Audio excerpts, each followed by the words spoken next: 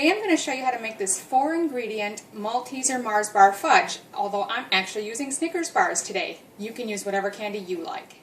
So this really is a quick, easy fudge recipe. It's called 4-ingredient no-bake Malteser and Mars bar fudge recipe, but you can use Mars bars or you can use Snickers, you can use any chocolate bar you have on hand actually.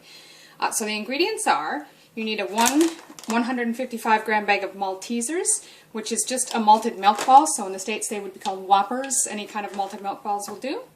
Then you need, if you're using the standard size candy bars, 4 Mars bars or 4 Snickers bars, or in this case I've actually got a bag of the treat size ones. They come out about the same. 4 of the Mars bars or Snickers bars would be about 120 grams. This is a 220 grams.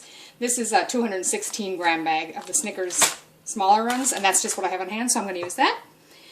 You'll need 2 blocks of milk chocolate. You can get either like a Cadbury or any brand of the block chocolate like this. They're just milk chocolate. It says 220 gram blocks. They've reduced the size recently to 200 grams, but that's fine. They'll still work just fine. And then you need 1 can, this is 395 grams of sweetened condensed milk. And that's it. Then you're going to need a square baking pan like this one here. This is about 20 centimeters. Or say an 8 by 8 or 9 by 9 type inch pan.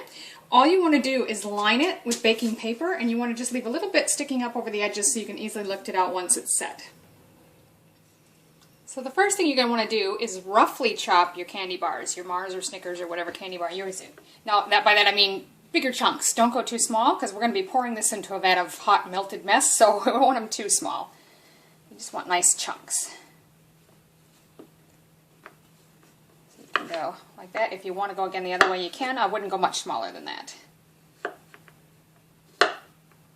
I've got a medium-sized saucepan, and it's been heating over medium heat, and it's warm now, so I'm just going to go ahead and pour in my sweetened condensed milk.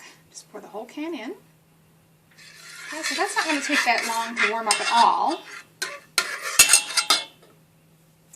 So what we're going to do then is take the chocolate blocks that we bought and just break them up into squares as you go. And just start dropping those in. There's chunks, it's melting in nicely. You're just going to keep slowly stirring and cooking that until the chocolate has all melted in and it's smooth. So as you can see, it's completely melted in. I don't see any more chunks. It's going to be very thick and very delicious, fudgy. Yum. So this is ready to go ahead and put our candy bits into it now and pour into the pan. Okay, so at this stage, we're going to start adding in our chopped up chocolate bars and our Maltesers. We're just going to stir all that in. And that's it. We don't really want it to melt in, we just want it all well coated. So from here we're going to put this straight into our prepared baking pan. You can see it's very thick. And then just spread it out as evenly as you can. Now the paper's going to slide a little, so just hold on to it, but as evenly as you can in the pan.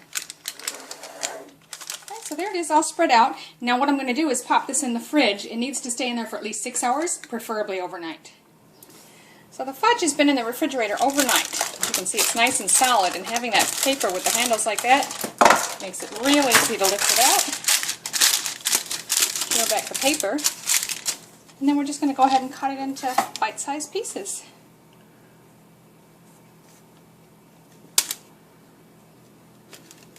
It's very dense, and because of the Maltesers in there, you're going to hit a couple of spots where it's a little harder.